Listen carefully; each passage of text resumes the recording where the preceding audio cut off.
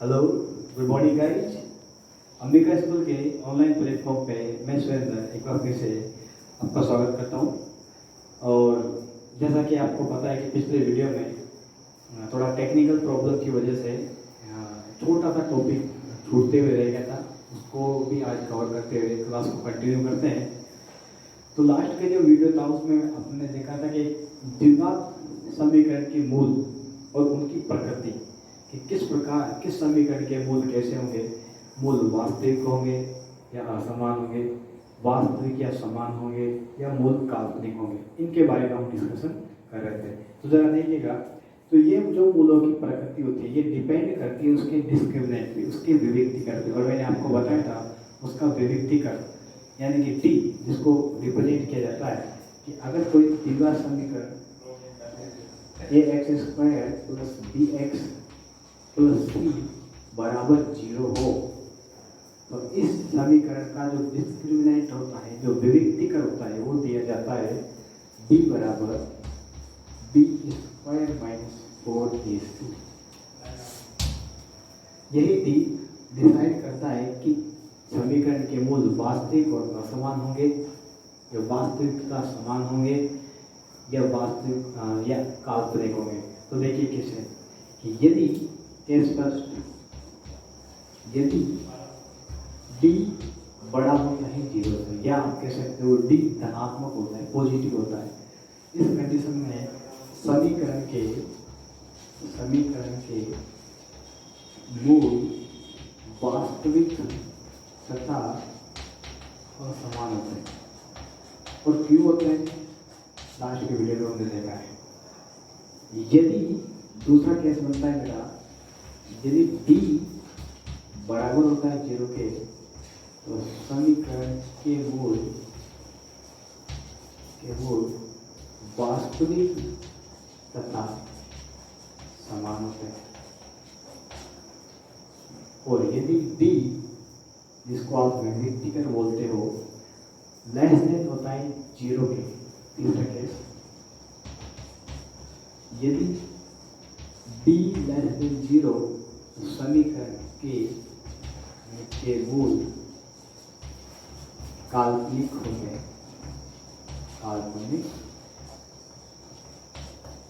हैं, या इसी चीज को आप कह सकते हो कोई वास्तविक मूल नहीं होता।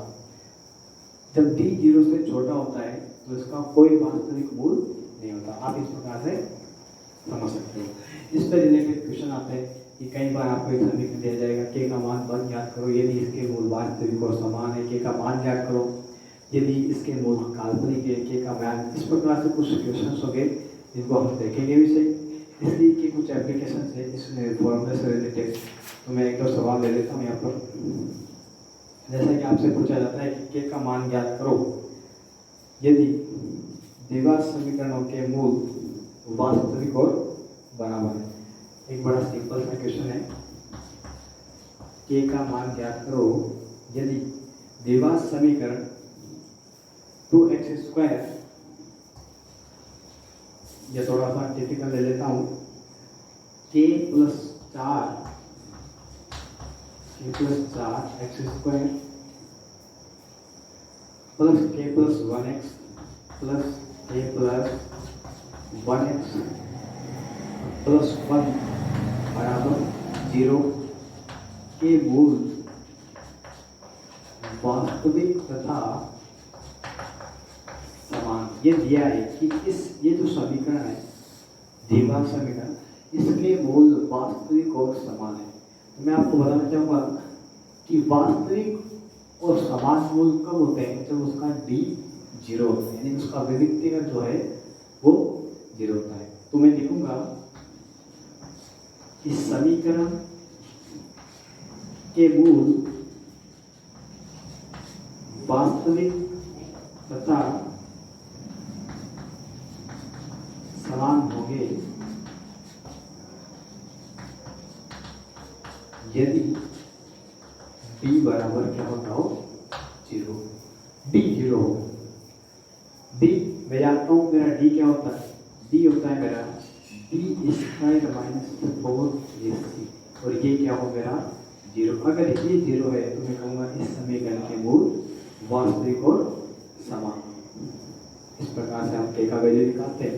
तो b होता है मेरा x का गुणक जो कि इस सवाल में मेरे को दिख रहा है k प्लस 1।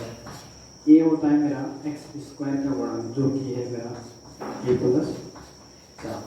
और c आपको पता ही है 70। ये मेरा a है, ये b है, ये c। b स्क्वायर माइनस 4 है, b स्क्वायर माइनस 4 इसको मेरे को जीरो करना है। तो जरा देखिएगा, ये b स्क्वायर माइनस 4a मेरा k प्लस 4 और c मेरा 1 दैट इज इक्वल टू 0। तो a square plus 2k plus 1 whole square बोला minus 4k minus 16 that is equal to 0। और इस प्रकार से मेरे पास के में एक द्विघात समीकरण बनती है k square minus 2k minus 15 that is equal to 0। Again k में द्विघात समीकरण बन के यहाँ से k का वैल्यू निकालना है। तो वही फैक्टर विधि, गुणनखंड विधि को अपन ने डिस्कशन किया। Minus 5k plus 3k minus 15 equal to 0। इन दोनों में से k कॉमन लिया, इन दोनों में से 3 कॉमन लिया। जब मैं यहाँ पे k कॉमन लेता हूँ, k minus 5 plus 3 k minus 5 बराबर 0। इस प्रकार से मेरे पास इसके फैक्टर बन सकते हैं k माइनस 5 और k प्लस 3 इक्वल टू 0। और यहाँ से मेरे पास k की दो वैल्यू निकल के आती है, k बराबर 5 और k बराबर माइनस 3। k की यह दो वैल्यू वह वैल्यू है जिसके लिए इस समीकरण के मूल वास्तविक और समान होंगे। तो इस प्रकार से हम देखा कि किस प्रकार से कई बार आपको बोला जाएगा कि वास्तविक और असमान है, उस कंडीशन में हम ग्रेटर देन 0 करेंगे। कई बार बोला जाएगा मूल काल्पनिक है, उस कंडीशन में हम d को लेस देन 0 करेंगे। तो इस प्रकार से आगे एक दो क्वेश्चन और हम देखेंगे, उनको लेंगे। तो लगभग चैप्टर का 90% जो थ्योरेटिकल पार्ट है वो हम यहाँ पर कवर कर चुके होते हैं। एंड आफ्टर छोटा सा टॉपिक बचता है और आई होप आपको पता होगा, तो उसको भी ले लेते हैं। और जो है मेरा LCM और HCF, बड़ा इंपॉर्टेंट कंसेप्ट है। 5 मिनट का 10 मिनट का टॉपिक है। उसके बाद इस एक्सरसाइज की प्रॉब्लम्स को डिस्कस करेंगे। तो जरा देखते हैं क्या है। तो इस प्रकार हमने देखा है कि इस प्रकार से क्वेश्चन बनते हैं। और अब जो मेरा छोटा सा टॉपिक जो बचता है वो है मेरा LCM और HCM, है ना। बीजीय व्यंजकों के LCM और HCM, बीजीय व्यंजकों के LCM व HCM। वैसे ये शब्द आपने पहले कभी सुने होंगे। LCM, least common multiplier,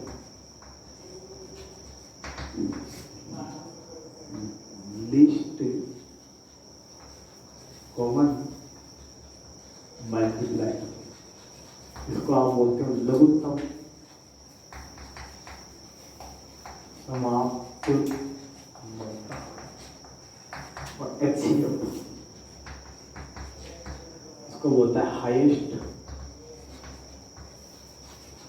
common factor, इसको बोला जाएगा महत्तम समापवर्तक। क्या है? बड़ा सिंपल है। आपने HCM निकालना छोटी क्लास में पढ़ा होगा। मैं यहाँ पे वो चीज आपको नहीं बताना चाहूँगा।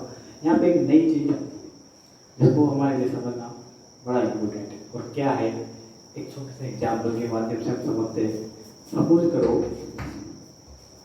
मैं दो संख्या देता हूँ 12 और 15। आपसे बोला जाता है LCM निकालो और HCM। 12 और 15 का LCM भी निकालना है और HCM भी निकालना है। तो जब मैं एलसीएम निकालने जाता है, एलसीएम ऑफ 12 और 15, तो वो आता है मेरा इस प्रकार से निकालते हैं। जरा ये भी जिन बच्चों को नहीं आता है तो इस प्रकार से करते हैं। दूसरी बात, इधर इसके इफेक्ट करते हैं इस प्रकार से, जो कॉमन होते हैं। तो यहाँ पे 12 को लिखा जाएगा 2 × 2 × 3, यहाँ पे 15 को लिखा जाएगा 3 × 5। जो कॉमन होते हैं उनको तो साथ में लिया जाता है। तो अगर मैं एलसीएम की बात करूँगा, एलसीएम वो 12 × 15 जाएगा मेरा 3 × 2 × 2 × 5, यानी कि 10 × 6 60 मेरा आता है एलसीएम। तो 12 और 15 का एलसीएम आता है मेरा 60। वहीं पे अगर मैं इन दोनों के एचसीएम की बात करता हूँ तो एचसीएम को भी जरा देख लें, जिन बच्चों को आता होगा, आई होप आपको आता होगा। एचसीएम इन दोनों में जो कॉमन फैक्टर होते हैं, नाम से पता होगा हाईएस्ट कॉमन फैक्टर, इन दोनों में कॉमन फैक्टर क्या नजर आ रहा है? 3। तो अगर मैं एचसीएफ को 12 और 15 की बात करता हूँ तो ये आता है मेरा 3। तो यहाँ समझने वाली बात क्या है? समझने वाली बात एक इम्पोर्टेंट है, और वही इम्पोर्टेंट बात मैं आपको यहाँ पे बताना चाहता हूँ। क्या है? देखो कि अगर मैं एलसीएम ऑफ 12 और 15 मल्टीप्लाई करता हूँ एलसीएम ऑफ 12 और 15, तो ये आता है मेरा नंबर ऑफ, मैं कह सकता हूँ डी गई संख्या के गुणनफल। इसका मतलब देखो क्या है, 12 और 15 का एलसीएम आया मेरा 60, एचसीएफ आया मेरा 3, और डी की संख्या 12 थी और 15। तो मैं कह सकता हूँ कि इधर भी 180 और इधर भी 180। तो मैं कह सकता हूँ कि दो संख्याएं या दो बीजीय व्यंजक जिनका एलसीएम और एचसीएफ दोनों को मल्टीप्लाई किया जाए, एलसीएम और एचसीएफ को मल्टीप्लाई किया जाए तो वही आता है जितना कि उन दोनों संख्याओं या उन दोनों एक्सप्रेशन को गुणा करने पर आता हो। बस यही बात यहाँ पे सबसे इम्पोर्टेंट है, और उसी को समझते हैं। तो क्या है, यदि एलसीएम एंड यदि एलसीएम तथा एचसीएफ, या मैं कह सकता हूँ कि यदि u ऑफ x तथा b ऑफ x का एलसीएम और एचसीएफ, u भी w ऑफ x तथा z ऑफ x हो, तो अगर ऐसा है, यदि u और v का एलसीएम w ऑफ x है और एचसीएफ z ऑफ x है, तो इस प्रमेय के अनुसार मैं कह सकता हूँ कि u of x into v of x बराबर आता है मेरा w of x into z of x। It is very very important, very very important. कई बार आपको इन चार में से कोई 3 चीज लेकर चौथी चीज आपसे पूछी जाती है। बड़ा सिंपल टॉपिक है, और इस पे रिलेटेड सवाल है जिसको मैं आपको यहाँ पे एक सवाल लेके बता देता हूँ। तो इम्पोर्टेंट बात ये इस टॉपिक में समझने वाली कि किन्हीं भी दो संख्या है या दो व्यंजकों के एलसीएम और एचसीएफ का गुणा वही आता है जितना कि उन संख्याओं के गुणनफल आता हो, चाहे वो संख्या है या वो बीजीय व्यंजक है। इससे रिलेटेड एक सवाल हम यहाँ पे कर लेते हैं। आपकी एक्सरसाइज का सवाल है कि दो व्यंजकों का गुणनफल दिया है आपको। बड़ा सिंपल सवाल है, देखते हैं क्या है। पर यहाँ पे आपको दिया है दो व्यंजकों का गुणनफल दिया हुआ है, यानी कि आपको u of x into v of x दिया गुणनफल दिया हुआ है, और वो है x minus 7 into x square plus 8x plus 12 x square plus 8x plus 12।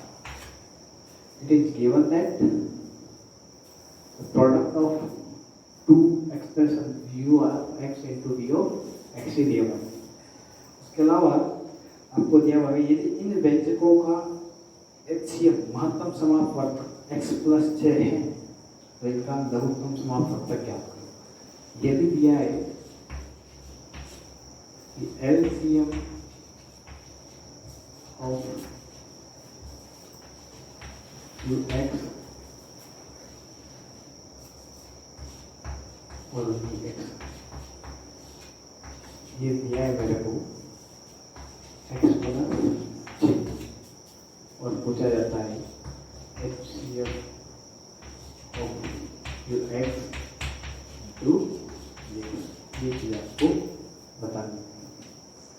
तो मुझे नहीं पता कि u और v क्या है, लेकिन मुझे ये पता है उन दोनों का प्रोडक्ट क्या है। ये मेरे को u इंटू v दिया हुआ है, ये नहीं पता कि पर्टिकुलर u क्या है या पर्टिकुलर v क्या है, लेकिन दोनों का प्रोडक्ट दिया हुआ है, दोनों का गुणनफल दिया हुआ है।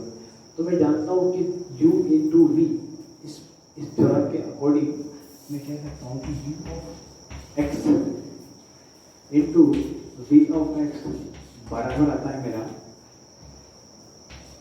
LCM of ux and vx into HCF of vx और vx। या मैं जानता हूँ ये प्रोडक्ट मेरे को दिया हुआ है, मैं लिख सकता हूँ कि x minus 7 into x square plus 8x plus 12 और बराबर इन दोनों का एलसीएम जो कि मुझे दिया हुआ था x प्लस 6 और इधर रहता है केवल h। तो यहाँ से मैं HCF निकालता हूँ तो क्या आएगा मेरा, इसको इधर बटे में भेज देंगे x minus 7 x square plus 8x plus 12 और बटे प्लस। कैसे सॉल्व करेंगे, इसके फैक्टर करेंगे, बड़ा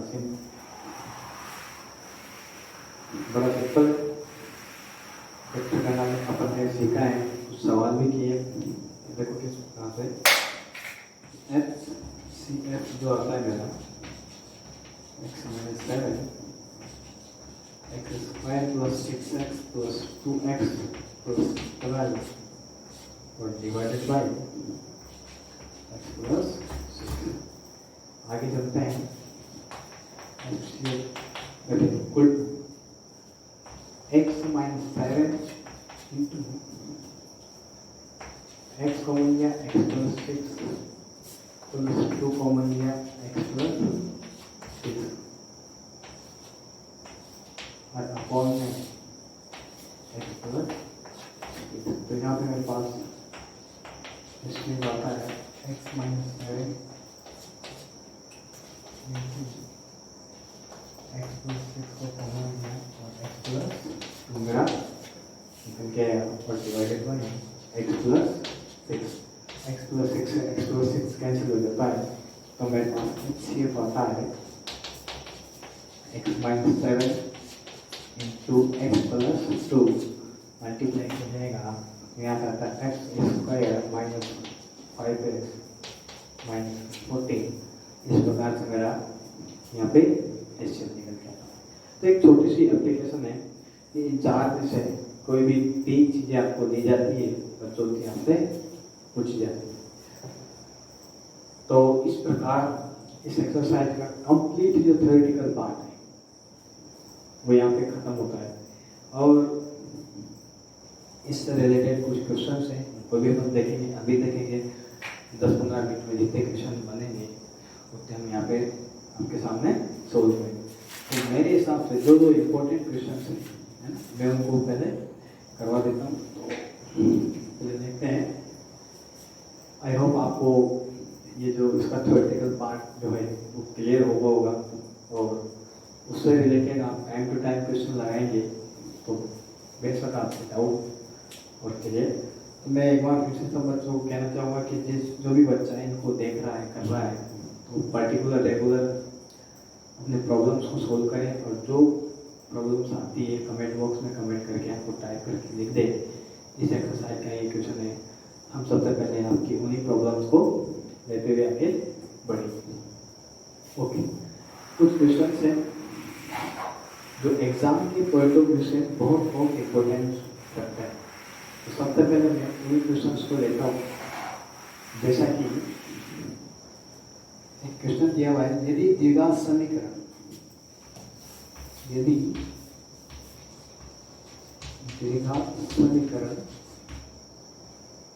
b minus c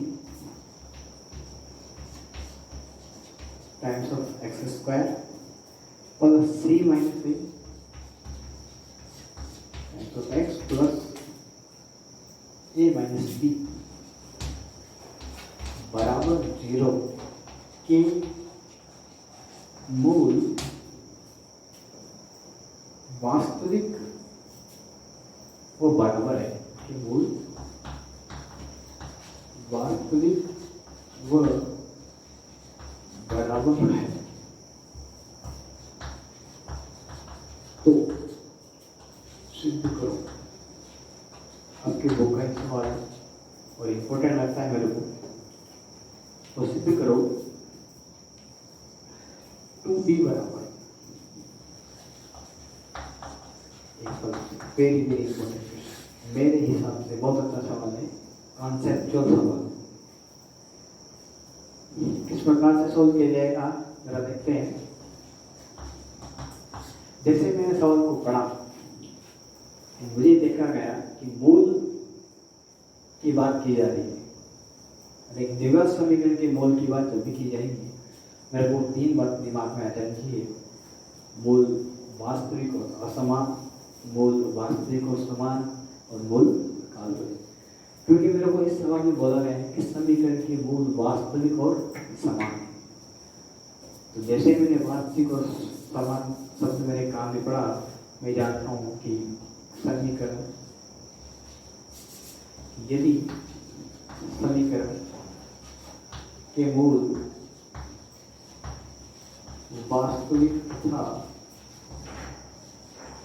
समान, तो इसका d जो होगा बराबर होगा 0, क्योंकि ऐसे समीकरण इसका d 0 हो, उसके मूल वास्तविक और समान होते हैं। मैं जानता हूँ d के लिए मुझे a चाहिए जो कि है एक्स स्क्वायर का गुणांक जो b माइनस सी, b चाहिए मुझे तो x का गुणांक होता है 1 मेरा c माइनस है, और c चाहिए जो है मेरा चक्रवर्ती a माइनस d। मैं जानता हूँ मेरा d जो दिया जाता है विभक्ति का b स्क्वायर कैपिटल लेटर दे देता हूँ, b स्क्वायर माइनस 4ac, और क्योंकि इस समीकरण के मूल वास्तविक और समान है, अतः इसका d होगा बराबर 0। मुझे इसका d 0 करना है, तो जरा देखिएगा इसका वैल्यू को मैं यहाँ पे पुट करता हूँ, c माइनस a का whole square minus 4 b minus c into a minus b बराबर 0। इसका होल स्क्वायर किया तो c square plus a square minus 2ac minus 4 b into a b, b into minus b square minus ac plus c बराबर 0। Minus 4 को अंदर लेकर जाएंगे, यहाँ पर मेरे पास आता है a square plus C square minus 2ac minus 4ab plus 4b square plus 4ac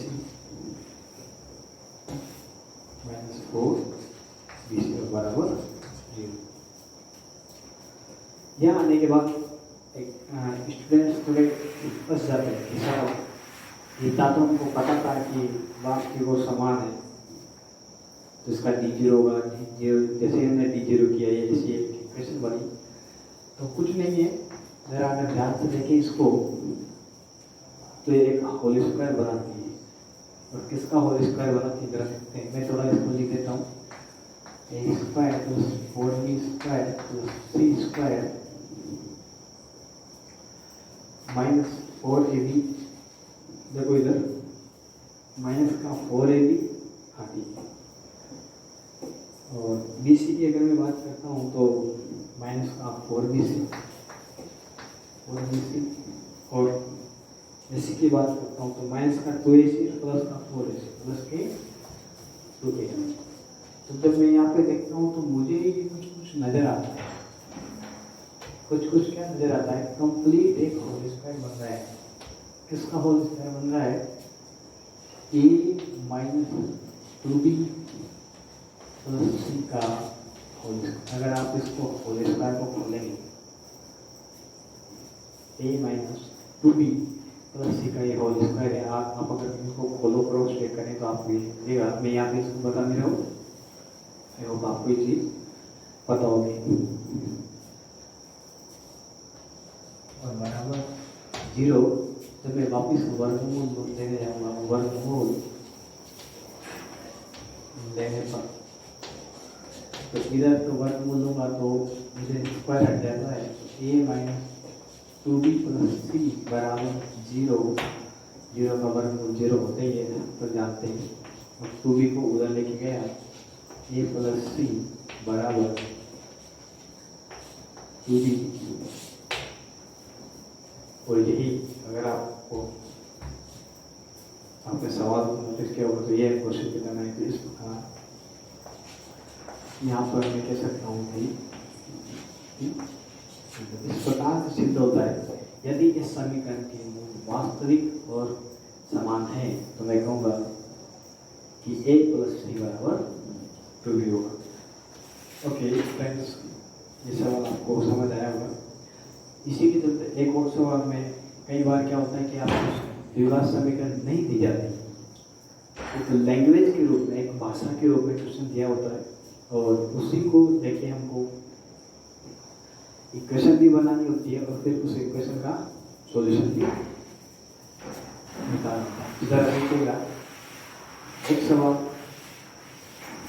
जब आपको एक लैंग्वेज के रूप में क्वेश्चन दिया गया होता है, एक भाषा के रूप में, तो क्या है सवाल को मैं लिख नहीं रहा हूँ। 16 को 2 भागों में इस प्रकार विभाजित करो कि बड़े भाग के वर्ग का 2 गुना छोटे भाग के वर्ग के से 164 है। 16 है, 16 आपकी किताब का एक क्वेश्चन है, बहुत अच्छा सवाल है। 16 के आपको 2 टुकड़े करने और इस प्रकार करने हैं कि बड़े भाग के वर्ग का 2 गुना, बड़े भाग के वर्ग का 2 गुना छोटे भाग के वर्ग से 164 अधिक। तो माना कि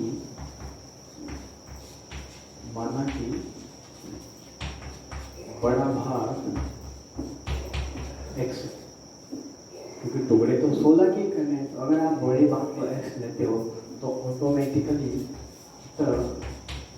छोटा भाग मेरा हो जाता है 16 माइनस एक्स। आई होप आपको एक चीज समझ आएगी। बड़ा भाग मेरा x है, छोटा भाग मेरा 16 माइनस एक्स है। सवाल के अनुसार सवाल क्या बोल रहा है, सवाल की लैंग्वेज है, उसको पढ़ने से पता लगता है कि बड़े भाग के वर्ग का 2 गुना, बड़े भाग का वर्ग, बड़ा भाग x है, x का वर्ग, इसका 2 गुना बराबर है छोटे भाग के वर्ग से। छोटा भाग मेरा इसके वर्ग और इससे 164 करेंगे। कई बार आपको सवाल लैंग्वेज के फॉर्म में भी मिलता है। तो इस प्रकार पे मैं आपको इक्वेशन बना के देता हूँ। और ये 16 का 256 माइनस के 32x प्लस के एक्स स्क्वायर प्लस 160 और एक्स स्क्वायर सबको इधर लेके आते हैं तो x square minus x square plus के 32x और प्लस सॉरी ये जब इधर आएंगे तो माइनस के हो जाते हैं। तो 0 के लिए 1 के बाद 2 फिर 1 420 और बराबर 0। ये मेरे पास यहाँ पे